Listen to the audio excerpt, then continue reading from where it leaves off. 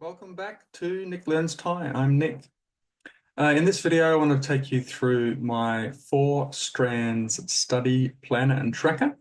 4 strands is a language learning methodology. It's not exactly a methodology, but a way of organizing your learning, a way of structuring where you focus your attention, where you focus your learning. It's invented by a guy called Paul Nation, who's a researcher in the field of second language acquisition at a university in New Zealand. And I've built a spreadsheet to help me organize my learning using this method. And I thought, it might be useful to some other people. So I'm putting it out as a sort of public spreadsheet. You can make a copy for yourself and use it for your own learning. You can find a link to that spreadsheet down in the description, and I'll take you through how to use it here. Let me just open up a share. So this here is the tracker, the planner and tracker, and it's a Google Sheet. And in order to create your own copy of this, come up to File, make a copy, and that will create a copy of this spreadsheet in your own Google Drive, your own Google Docs, and you can go and make edits in there. Now, just a few things to mention. So this first tab here is the Info tab. And that's got some links and some information in it. At the top here, I've got spreadsheet resources, so just a link to my YouTube channel there. I'll put a link to this explainer video that I'm doing now in here as well. And then there's a link back to the spreadsheet itself.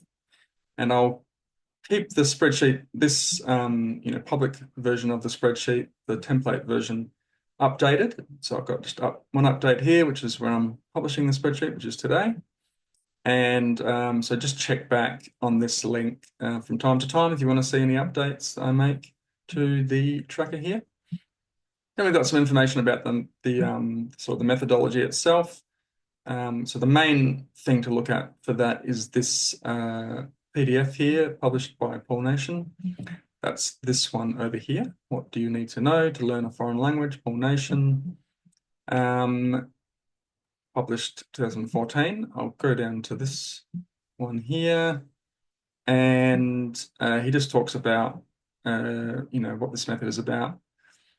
And it's basically got these different strands in it. If I give it a very broad overview, meaning-focused input, meaning-focused output, language-focused learning, and fluency development. And then each of those are divided into their various parts. So listening and reading for the input, speaking and writing for the output, and all 4 for the language-focused learning, and all 4 again for the fluency development. So it's basically taking those ideas and putting them into a spreadsheet, because it can be a little bit tricky sort of organizing your learning around this, I found. It's a little bit technical with the different parts and splitting up and stuff. So that's why I built the spreadsheet, and I found it to be really useful and also great for tracking time and motivation based on seeing how much time you spent on things and seeing where you need to spend more time and whatnot. I thoroughly recommend reading this whole PDF. It's got information about the methodology, but also a bunch of different activities you can use to apply this methodology. And I do reference back to those activities within the spreadsheet here. So I'll go through explaining it, and you'll see what I'm talking about. Other than that, there's also, Paul Nation's got a bunch of different, bunch of content out there that you can consume. I mean, he's got research-related stuff, but he's got stuff for a more, popular audience as well. He's got a bunch of different interviews and lectures and stuff on YouTube. So I went through quite a few of those when I did a sort of Paul Nation binge some months ago when I sort of started getting into this. I've linked a few here that I thought would be interesting. And I've also put one thing I found a little bit difficult to find was good speaking activity ideas. So he does have some here that he talks about at one point, and I also found this other method that's sort of independent of him, but I thought was a good method for speaking. So I put that in here as well. Okay, you can't actually see the tabs here for some reason, not on the window, but we've got Info tab, the Goals tab, the 4 Strands tab, and the Activities tab. So let me just go through each of those. So we'll go to the goals tab. So this is the way that the 4 different strands are organized normally. There's a standard way, and then there can be a modified way depending on your specific goals. So the standard way is that you spend 25% of your time, of your learning time, on each of the 4 different strands. So that's the input strand, the output strand, the developing fluency strand, and the deliberate study language focused learning strand. And so that's this top part here just starts off with the standard, and then these modified columns are going to update based on some inputs you can put in down here. So as it explains here, how to modify the green cells based on your focus, make sure they add up to 100%. So apparently they're just set at 25% for each of those, listening, reading, speaking, writing. But depending on your goals, you might have a different way you want to split your time in terms of focus. For example, I remember seeing one interview with Paul Nation talking about this method, which it was with a sort of a group who were dedicating their time to trying to read ancient texts, and they wanted to get better at reading, older languages. So they wanted to focus basically 100% of their time on reading, developing their skills around reading. So for their case, for example, there would be 100% on reading, 0% listening, 0% speaking, 0% writing. So that's how they would fill out their focuses. And as you can see, it changes the strand focus up here. So the standard is the 25-25. With the modified focus, it's 50% of total time spent on the input, which is the reading, 0% spent on output, so no output related stuff, and then but still 25% on developing fluency and 25% on language focused learning or deliberate study. Or you might split this up differently. Maybe you want to do 10% on listening, 40% on reading, 40% on speaking, and 10% on writing. And that is, even though this focus is different, in terms of these 4 strands, it goes back to 25% each, basically because the input strand is still 50% and the output strand is still 50%. But it will make a difference on the other tab here, which we'll get to in a second. This other area down here, I didn't incorporate this into the tracker itself. It doesn't modify anything, but it is, I'd have just sort of put it here for information. So in a future version, I might come back and integrate this stuff into modifying some the calculations and stuff based on what you put in here. But for the moment, it's just for information, like I said. But I've sort of just listed down a bunch of different ideas. You could add more. I'm sure there's others, but different ways of doing the language focused learning, different ways of using the language in the different categories. So you could fill these out too. To help you sort of organize your thoughts, organize your ideas about where you want to focus. For example, do you want to work on your listening because, you want to be listening to movies and TV shows, because you want to be talking like sort of one-on-one with someone? Do you want to work on working in listening within context of multi-way conversations, etc., etc.? Or reading, if you're doing reading, maybe you're doing text chatting with sort of texting or chatting applications, or is it emails, or is it is it reading subtitles when you're watching movies and TV shows, etc., or is it long form books? So you could add your own in there, and you could add your percentages in there to help kind of focus your thoughts around that, organize your thoughts, but it's not currently included in the tracker itself. Now we'll come over to the 4 strands tab. So this is where most of the, this is probably half of your time spent within this spreadsheet for the most part. Once you've set those goals, the goals probably won't change too much over time. First thing to notice up here is you can put your number of hours per week that you want to spend. So this is like a weekly tracker. So roughly the number of hours. It doesn't have to be super precise, but that's what is going to be drawn on to give you the amount of time you should be spending on different things. Over here on the left, you've got the strand again. So you've got the learning from input, from output, developing fluency, and then the deliberate study, language-focused learning strand. Then you've got your subtypes. So based on so that's the listening, reading, speaking, writing. I didn't put subtypes for the language-focused learning. Again, that's something I might add in the future.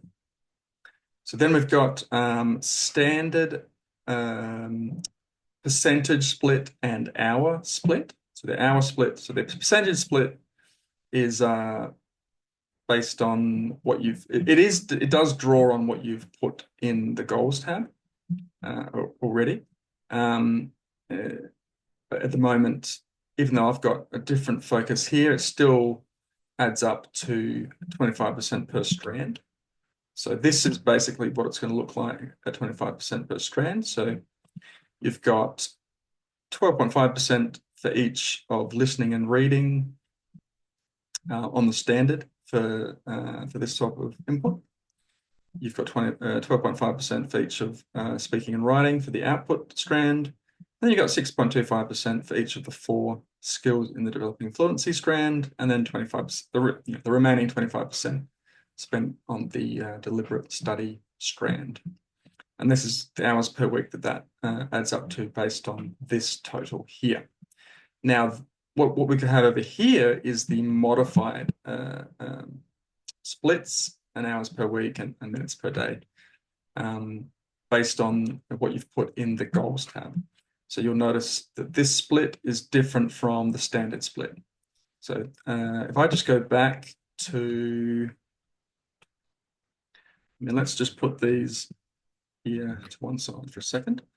If I go back here and just put 25 again, 25, 25, 25, 25, we go back to our 4 strands, and we'll see that the modified focus is just the same as the standard, because that focus is just the same as the default.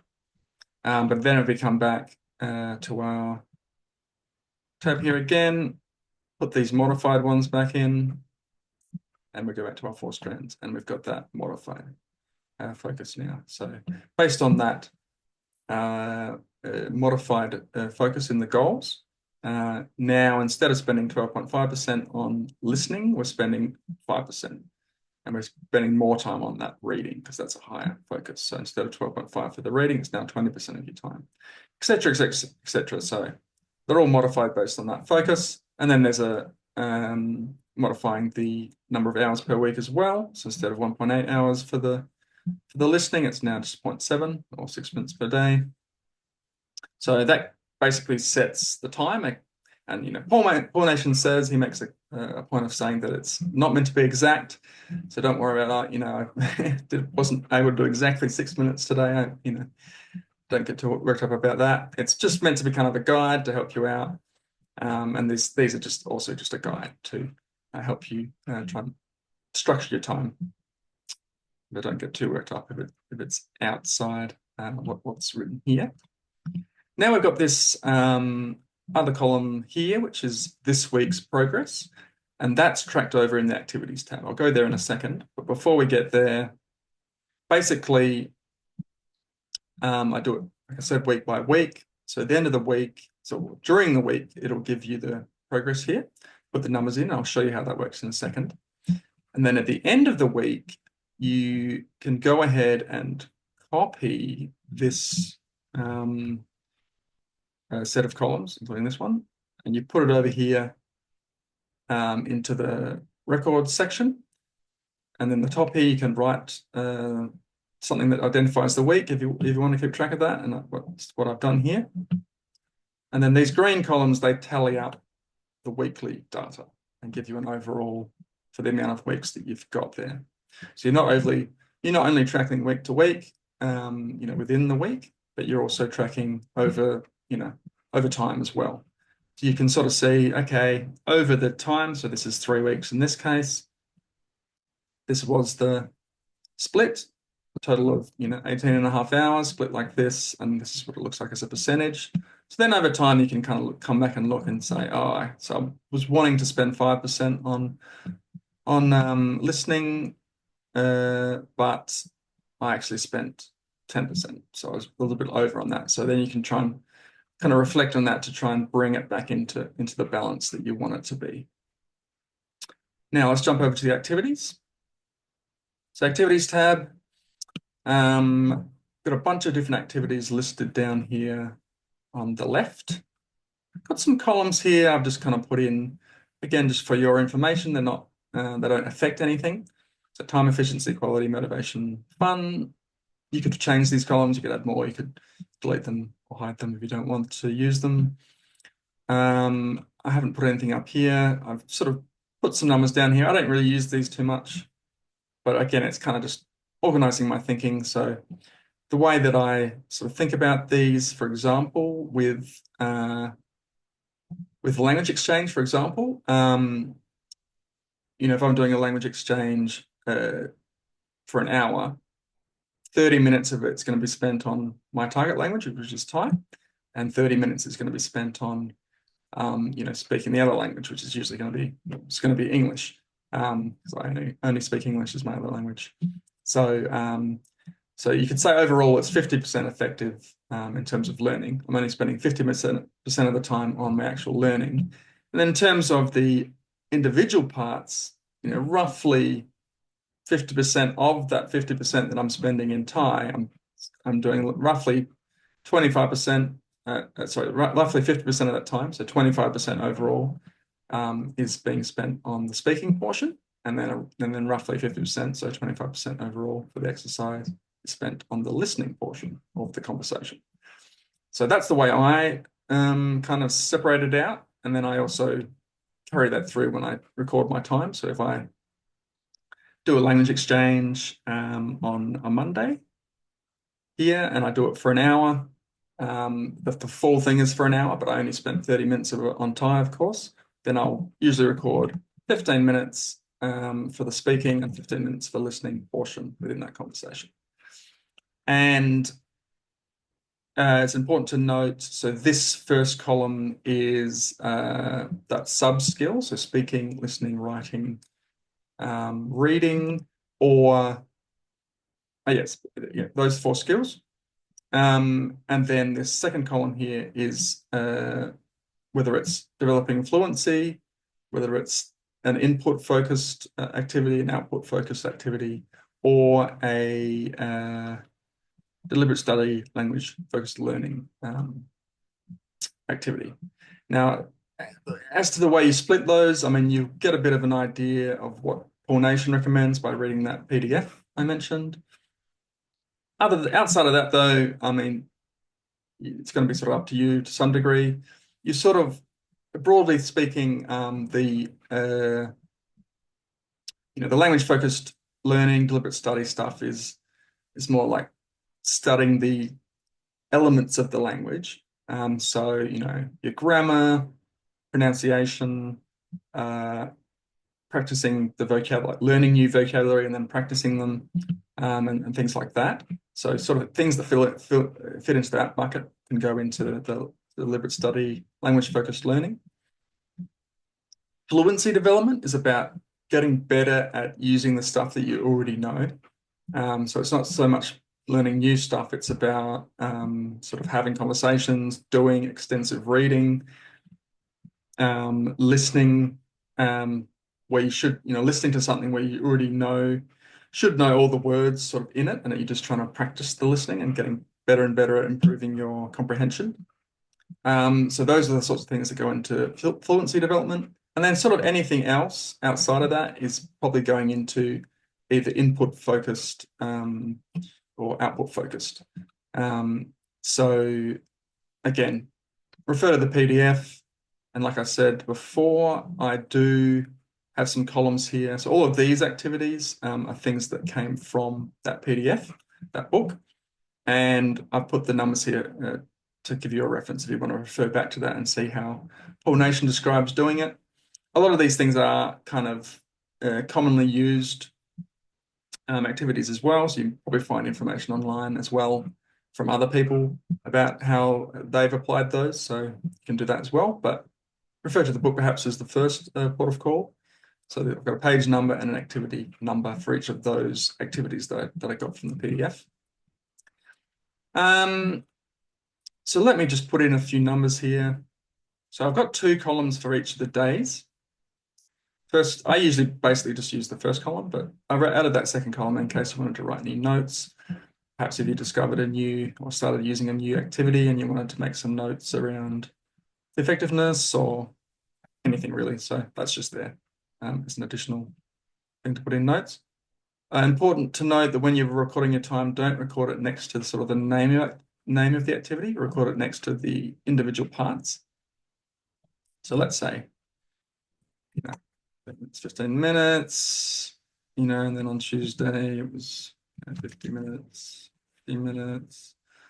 So narrow reading, we did that on Wednesday. We did 60 minutes, and 60 minutes on Thursday. Whoops.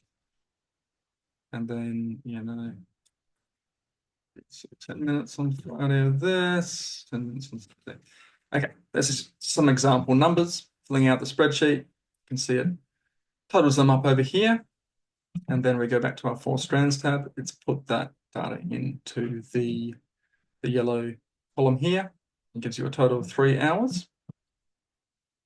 And yeah, that's just over the course of the week, you're able to record, you sort of quickly eyeball how much time you've spent, and maybe you can try to put some more time into different areas based on that. And then at the end of the week, once you've, Sunday's over, you grab this whole set of columns, copy, come over to the end of your tracker over here, do paste special, values only. And then I, jot in the week here. So, I mean, in this case, it would have been, if we were following on here, it would have been 19th August to 25th August. We do that, whatever it is. And then it goes in there, and then those numbers then are added into here, and you update your percentages in there. Okay, I think that pretty much covers everything. Let me just double check. If you want to add in more activities, you can. Just make sure you add them above this line. And same thing over here. If you want to add more columns to your record, if you run out of columns, just make sure you add them to the left of this. That's just to make sure the calculations and stuff are still able to work. And, let's just say you add another type of conversation practice thing in.